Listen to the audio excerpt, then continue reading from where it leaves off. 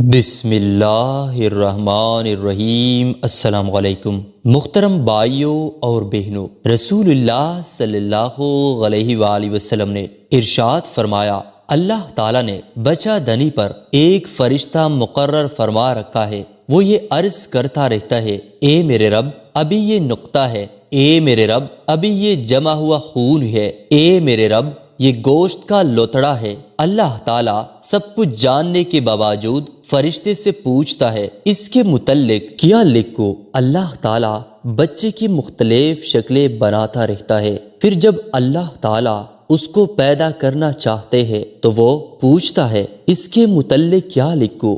لڑکا یا لڑکی، بدبخت یا نیک بخت، روزی کیا ہوگی، عمر کتنی ہوگی، رزق کتنا ہوگا، جوانی کتنی ہوگی، بڑھاپا کیسا ہوگا۔ چنانچہ ساری تفصیلات اسی وقت لکھ دی جاتی ہے جب وہ ماں کے پیٹ میں ہوتا ہے۔ اللہ کے نبی کی محفل لگی ہوئی تھی، دیوانے پروانے مستانے بیٹھے ہوئے تھے کہ اللہ کے نبی صلی اللہ علیہ وآلہ وسلم نے اپنے دیوانوں سے سوال کیا کہ صحابہ یہ بتاؤ، عورت کے لیے سب سے بہترین چیز کون سی ہے؟ تمام صحابہ خاموش رہے تو شیر خدا حضرت علی رضی اللہ تعالیٰ عنہ اٹھتے ہیں اور بی بی فاطمہ رضی اللہ تعالیٰ عنہ سے پوچھتے ہیں کہ اللہ کے نبی صلی اللہ علیہ وآلہ وسلم نے سوال کیا ہے، عورت کے لیے سب سے بہترین چیز کون سی ہے؟ جلدی سے مجھے جواب دے دے تاکہ میں اللہ کے نبی صلی اللہ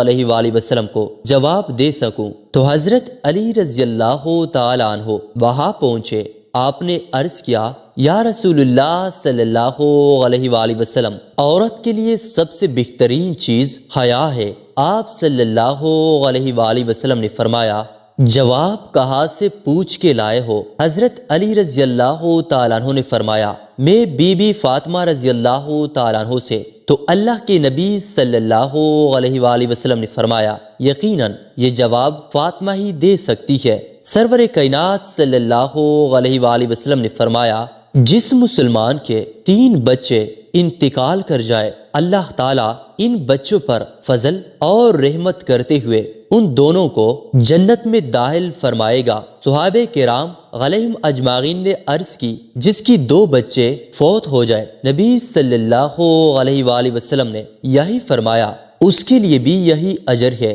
پھر فرمایا، جس کا 1 بچہ فوت ہو جائے تو آپ صلی اللہ علیہ وآلہ وسلم نے فرمایا، اس کے لیے بھی یہی اجر ہے۔ پھر فرمایا، اس ذات کی قسم جس کے قبضے میں میری جان ہے، جس عورت کا کچا بچہ فوت ہو جائے، یعنی کہ اس کا حمل ضائع ہو جائے، بچہ مر جائے، لیکن پھر بھی وہ اس پر صبر کرے تو وہ بچہ اپنی ماں کو نافذ کرتا ہوا جنت میں لے جائے گا۔ رسول اللہ صلی اللہ علیہ وآلہ وسلم نے ارشاد فرمایا، غصہ شیطان کے سبب ہوتا ہے، اور شیطان آگ سے پیدا کیا گیا ہے، اور آگ پانی سے سب بجھائی جاتی ہے، لہٰذا تم میں سے جب کسی کو غصہ آئے تو وضو کر لیا کرے۔ محترم بھائیوں اور بہنوں، حضرت عمر رضی اللہ تعالیٰ عنہ نے لوگوں سے قسم دے کر پوچھا کہ کس نے نبی کریم صلی اللہ علیہ وآلہ وسلم سے حمل گرنے کے سلسلے میں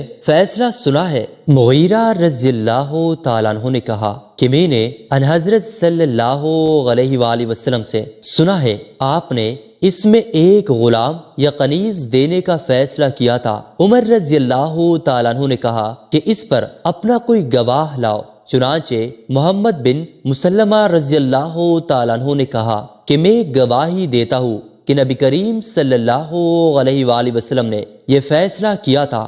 مجھ سے محمد بن عبداللہ نے بیان کیا، کہا ہم سے محمد بن سابق نے بیان کیا، کہا ہم سے زیدہ نے بیان کیا، کہا ہم سے ہشام بن عروہ نے بیان کیا، ان سے ان کے والد نے، انہوں نے مغیرہ بن شعبہ رضی اللہ تعالیٰ عنہ سے سنا۔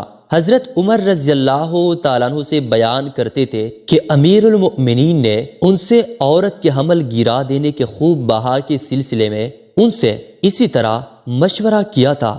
غزوہ بنو المستولق میں انہیں بندیہ غنیمت میں ملی تو انہوں نے چاہا کہ ان سے ہم بستری کرے، لیکن حمل نہ ٹھہرے۔ چنانچہ لوگوں نے ان حضرت صلی اللہ علیہ وآلہ وسلم سے عزل کے متعلق پوچھا تو آپ نے فرمایا اگر تم عزل بھی کرو تو کوئی قباحت نہیں، مگر قیامت تک جس جان کے متعلق اللہ تعالیٰ نے پیدا ہونا لکھ دیا ہے وہ ضرور پیدا ہو کر رہے گی، اس لیے تمہارا عزل کرنا بیکار ہے۔ موجودہ جبری نسل بندی کا جواز اس سے نکالنا بالکل غلط ہے۔ اور مجاہد نے قرظہ سے بیان کیا کہ انہوں نے ابو سعید خدری رضی اللہ تعالیٰ عنہ سے سنا، انہوں نے بیان کیا کہ نبی کریم صلی اللہ علیہ وآلہ وسلم نے فرمایا کوئی بھی جان جو پیدا ہونی ہے اللہ تعالیٰ ضرور اسے پیدا کر کے رہے گا۔ اللہ تعالیٰ سے دعا ہے کہ اللہ تعالیٰ ہم سب کو دین حق پر چلنے کی توفیق عطا فرمائے، ہم سب کو سچا اور پکا مسلمان بنائے اور نیک بنائے اور اچھے اخلاق والا بنائے۔ اللہ تعالیٰ ہم سب کو 5 وقت کا نمازی بنائے، ہم سب کی جائز حاجات کو پورا فرمائے۔ اللہ پاک جو بیمار ہے ان کو صحت والی لمبی عمر عطا فرما، جو تنگ دست ہے ان کی تنگی دور فرما، جو بے اولاد ہے نیک اور صالح اولاد عطا فرما، جو رزق کی وجہ سے پریشان ہے ان کو حلال رزق عطا فرما۔ اللہ تعالیٰ سے دعا ہے کہ اللہ تعالیٰ میرا سنانا آپ کا سننا اپنی برگاہ الہی میں قبول اور منظور فرمائے، آمین۔ ناظرین، ہم امید کرتے ہیں کہ ہماری آج کی ویڈیو آپ کو ضرور پسند آئی ہوگی، اور اگر آپ کو یہ ویڈیو پسند آئی ہے تو پلیز لائک اور شیئر کریں، اور اگر آپ ہمارے چینل پر نئے ہیں اور ابھی تک آپ نے ہمارے چینل کو سبسکرائب نہیں کیا